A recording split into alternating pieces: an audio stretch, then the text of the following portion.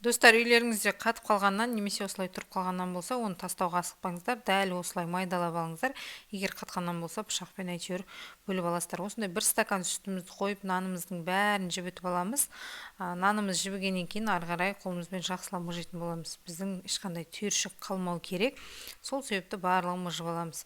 Енді үйде кез келген шұжықтарыңызды салсаңыздар болады. Бұл бізде кішігірім пицца болады.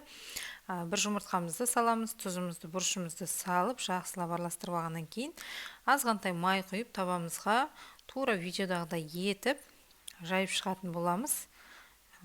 Тура видеодағыдай жасайсыздар, жан-жағын бәрін біріктіріп, если лопаткаға жабысып қалған жағдайда майға аунатып алсаңыздар болады. Келесі бөлімге қақпақтың көмегімен аударамыз, тура видеодағыдай етіп, алдын ала теркадан өткізілген сырымызды бетіне қойып, ыстық күйінде ериді өзі, немесе бетін 5 минутқа жауып қойсаңыздар да болады. Өте керемет